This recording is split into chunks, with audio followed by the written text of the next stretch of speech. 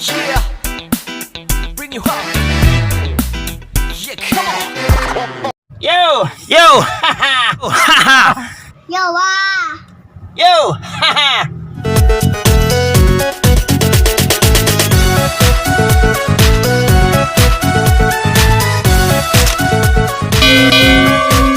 Yo! Haha! So yun, magandang araw mo sa inyo lahat. Yun, ngayon tayo ngayon Q&A. Q&A tayo. Kung ba nag-post ako nung nakaraan na yung magtanong kayo tungkol sa akin, sasagutin ko sa vlog ko. So ngayon, ngayon ang ating vlog ngayon, Q&A. Yung mga tanong nyo sa akin na ito nga, sasagutin ko. Yan, may mga na nagtanong, nabubula naman tila ako. So yan, ito nga, habang wala pang patay pasahero, dahil sobrang tumal talaga ng biyahe ni Grab. Wala tayong pasahero. Siyempre yung iba yung plan ngayon, yung siyempre 'di ba, GCQ, talagang siguro nga yung mga iba talagang natakot lumabas. So kaya mag-Q&A muna tayo ngayon. Sagutin natin yung mga tanong niyo. May mga nagtatanong kasi dito sa akin. Ayan. Pero bago ko sagutin yung mga tanong niyo, samantalahin ko na rin na kakain muna ako. Kasi nga tanghali na. Yan. Kakain muna. Samahan nyo muna ako kumain. Pagkakain ko, tsaka sagutin yung mga tanong nyo, ha? Pakbet lang, pakbet. Oo, tama. Gulay, pakbet ang ulam. Yan. Sagutin, samahan nyo muna ako kumain. At pagkakain ko, tsaka natin sagutin yung mga katanungan. Yan.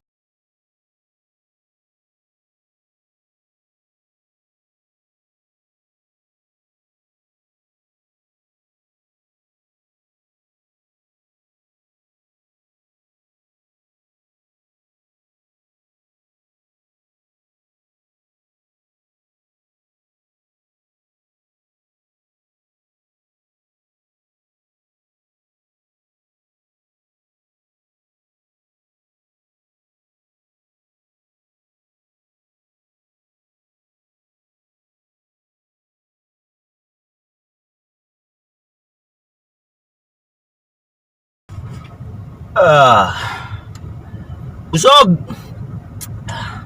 Karaos na ang ating tanghalian. Tulog muna kaya ako. Kailan baka ma-record ako dito. Ay nga pala nalimutan ko. May Q&A nga pala tayo. Yun, sagutin ko na yung sagutin ko yung mga tanong ninyo, ha? Unang tanong, nagmula kay Syra Landicho. Yan. Ang tanong niya, hello, wala po akong gustong itanong. Wala naman pala eh. Dito natin. Pero gusto ko lang po sabihin sa inyo na sobrang nakaka-proud ka po. Sa hirap ng buhay ngayon, talagang kayod po kayo sa buhay. Kahit pa may ganyan po kayong kalagayan. Sana po lahat ng tao maintindihan kung ano man meron sitwasyon ka, especially sa mga nagiging pasahero mo po. Salute, God bless always. Iyon. Thank you sa iyo. Walang tanong si Syra kung di yun lang. Gusto niyang sabihin yung gano'n, nagbabot lang siya ng mensahe para sa atin. Salamat sa iyo, Syra. God bless din sa iyo. Mabuhay ka, ingat ka rin palagi. Next ay galing kay Kang Cabiltes. Yun. Sabi niya ay, ano po biggest regret ninyo po sa buhay nyo? God bless po sa iyo. Yun, ano yung biggest regret sa buhay ko? Siguro yung yung hindi ako nagsikap talaga na mag-aral. Yung hindi ako kasi pagkatapos ko kasi ako high school graduate. Pagkatapos ko talaga nung high school, parang ayoko talaga mag-aral. Tsaka syempre yung buhay namin noon, kasi ang mahirap lang tatay ko magsasaka, nanay ko mananahe. Ako yung buso sa aming magkakapatid. 4 kami, ako yung buso. Meron kami isang palaki, bali 5 kami. Tawag doon, mahirap yung buhay namin noon. Kapos kami sa budget noon. Kaya hindi na rin nakapag-aral. Tsaka hindi na talagang parang ang tawag doon. Ayoko na rin mag-aral doon. Parang na ako na, kasi di ba yung kondisyon yung ganito. Parang naiilang ako sa mga tao nun eh. Kasi nung time na yun, nung time kasi na yun, tawag doon, hindi ko pa alam yung condition ko. Parang pagka may ibang tao ko nakakasalamuha at hindi ko kilala, parang naiilang ako, nahihirapan ako makisalamuha, nahihirapan ako makihalubilo, ganun, sa mga taong di ako kilala. Baga parang, okay lang akong nakihalubilo sa mga taong kilala ko, komportable ako. Yun, kumbaga hindi ako nasikap na mag-aral na, syempre di ba, may mga naman, pwede ka naman mag-aral, magtrabaho. Baga pwede naman, kumbaga kung talagang kapos kayo sa sa budget na pwede naman yung yung pwede siguro yung parang working student ka na magtrabaho tapos mag-aaral. Yun, hindi ko sinigap na talagang parang ayoko na mag-aral ganun. Pero kumbaga nung nagkakaedad na ako, doon naisip na sana pala nag-aral ako. Kumbaga kahit ganito ako, kung meron ako natapos kahit paano, hindi mahirap para sa akin makahanap ng trabaho. Kasi nga dahil nga ganito nga ako, kung minatapos siguro ako sa pag-aaral kahit paano, hindi ako mahirapan na makapaghanap ng trabaho. Yun siguro yun isa sa mga biggest regret sa buhay ko, yung hindi ko sinigap talaga na makapagtapos ng pag-aaral.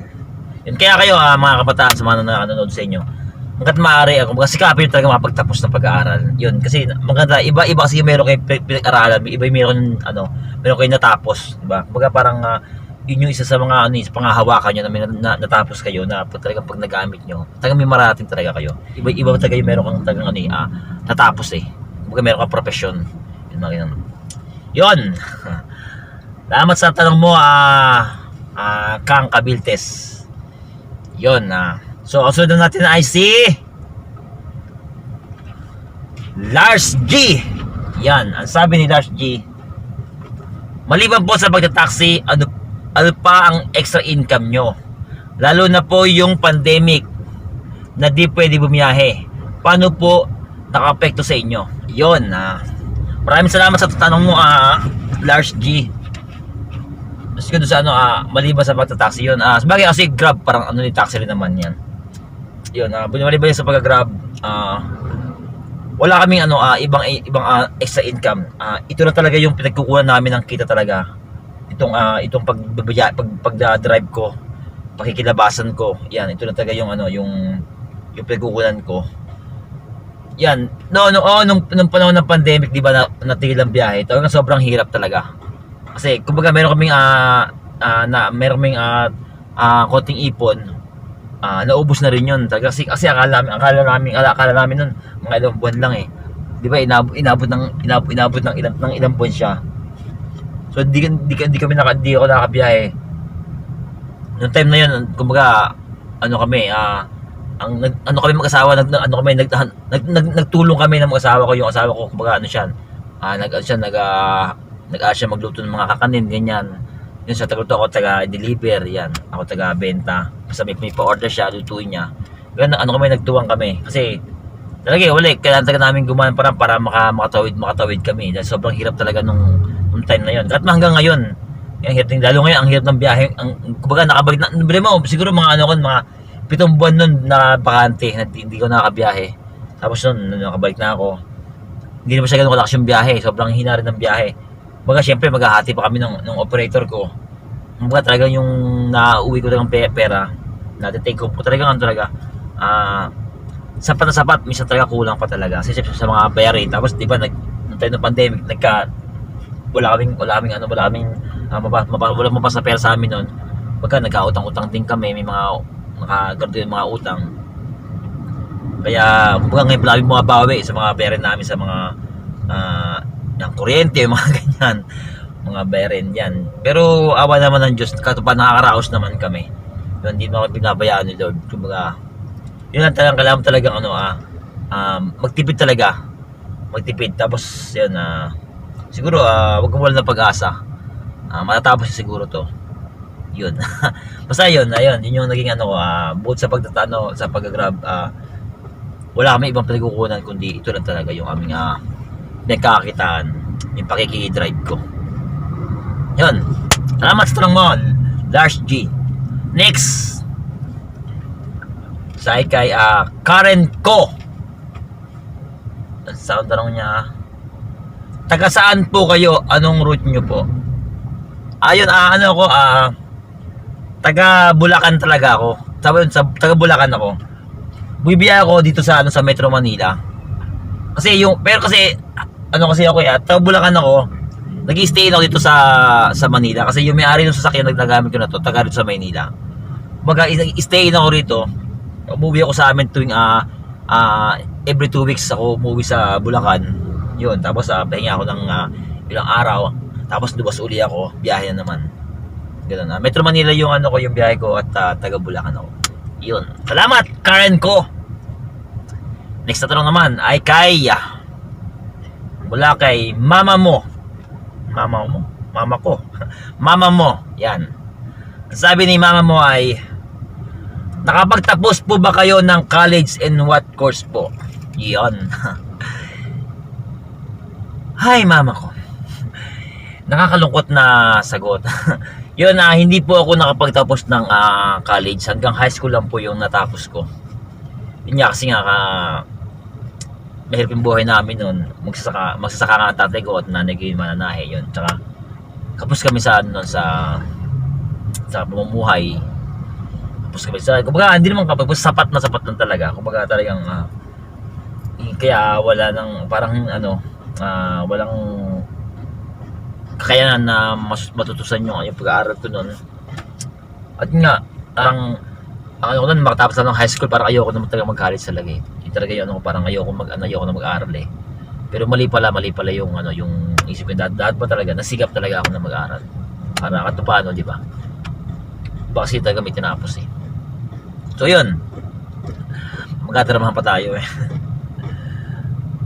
Okay, next na tanong ay mula kay Lars G.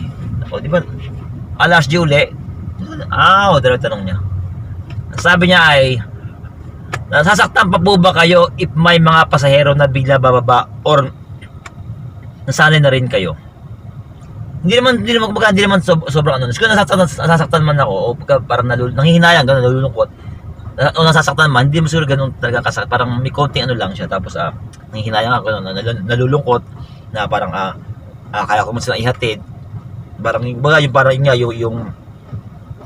dahil hindi na yung parang nabigyan ka ng hangganan yung kakayanan mo, gano'n, parang hindi ka napagkatiwalaan, gano'n, na parang kinatakutan ka, na hindi mo na ipakita yung talaga na sa kanila na kaya mo naman talagang patunayan sa sarili mo na kaya mong gampanin yung trabaho mo. Yung mga gano'n na siguro na nasaktan, siguro medyo konti lang siguro, pero hindi naman talaga kumbaga pagkatapos naman nun mga kumbaga parang ihinga ko lang, tapos parang isang gano'n lang, ayun, tanggal siya, parang okay lang, kasi kumbaga parang inuunawa ko na rin yung sitwasyon parang iniintindi ko na rin. Pero ganun, nasaktan man ako siguro, hindi na ganun siya kumbaga konti na lang ganun.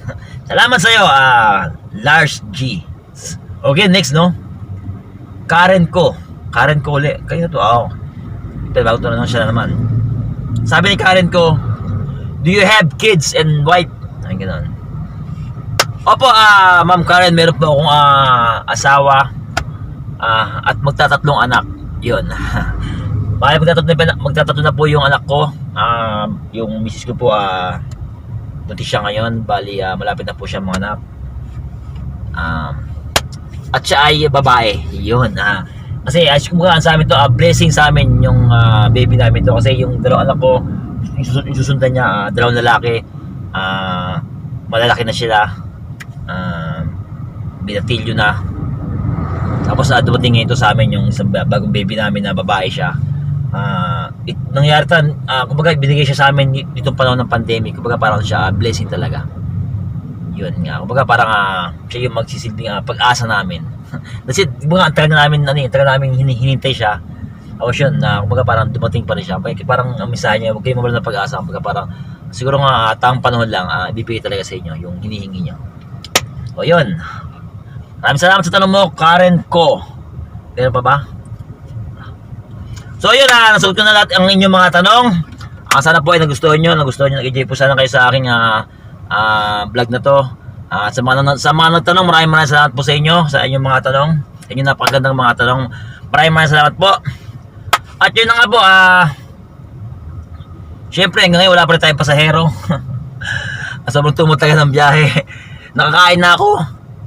Nakakain na ako at nakagawa ng vlog, wala pa rin dumarating na pasahero. Hindi na ako nag-offline, nag-online pa rin ako. Para kung sakali may dumating pasahero, pasok na agad. So hanggang ngayon wala may pasahero. Siguro baka maya-maya may darating na pasahero, tsaga-tsaga talaga, ganun talaga, kailangan talaga magtsaga. At hanggang dito na lang ang ating video, ang ating vlog. Gaya dati, maraming salamat sa pagtambay nyo, sa panonood, at pag-suporta sa aking YouTube channel. Siyempre, kung hindi ka pa nakapag-subscribe sa channel ko, at kung bago ka lang, kahit napalan ka lang, huwag mo kalimutang mag-subscribe, like, at click mo rin yung bell icon para ma-notify ka sa mga ina-upload kong videos. Alright? Thank you! Maraming salamat and God bless! Haha!